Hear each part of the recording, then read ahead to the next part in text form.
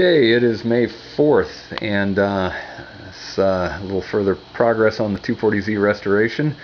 Trying my hand at powder coating. So I put together a little booth from some scraps I had around the shop. I've got it hooked up to my dust collection system over here on the back side. And the nice thing about this unit is that it was a fold-up shelf unit, and so it collapses into a flat package, doesn't take up too much room.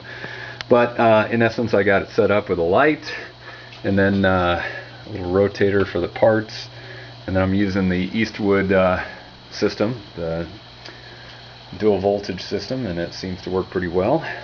So I did my first set of motor mounts, and they are in the oven, which I'm down here in my basement. I hooked up a wall oven that I picked up at the Restore for 50 bucks. It's actually a nice oven.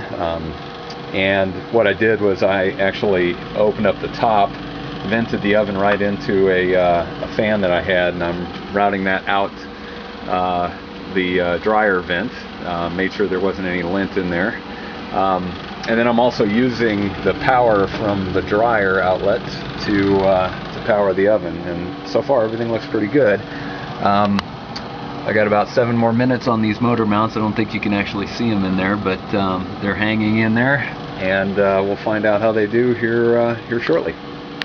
Okay, so here are the engine mounts. The powder coating looks great. If you can see in the reflection, they look fantastic. The areas I mounted are masked off with those silicone plugs. Work great.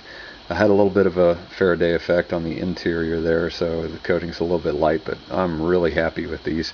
So both motor mounts. The mount for the alternator looks great as well, and I have to say my booth worked fabulously. I just cleaned it up, but you know, using just some of the stuff I had around the shop from woodworking, and a 5-micron polyester you know, cutout from the bag that came with the dust collection system as a pre-filter, and then I've got aftermarket 1-micron bags on the actual dust collection system. And really, I mean, everything here worked great, and more importantly, it'll fold up and get out of my way when I'm not using it. A little more details on it. This is a shower pan that I had sitting around, and then the actual sides are you know, pretty flimsy, but all you got to do is, you know, create enough airflow that it keeps the dust in a contained area. And really, this is about a 30 by 24 area with a dust collection port in the bottom, and it worked just fine.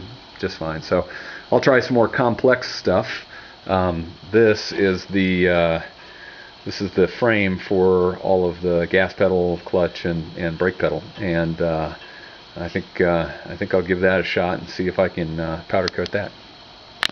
Okay, I've got the framework for the gas, clutch, and brake pedal all powder coated with that Eastwood dual voltage system, and I gotta say I'm really happy with it.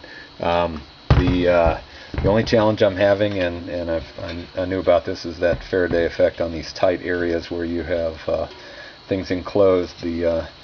It tends to cause the powder not to adhere, so I'm going to try a second coat and see if I can make that work. But even with that, this thing looks just fantastic.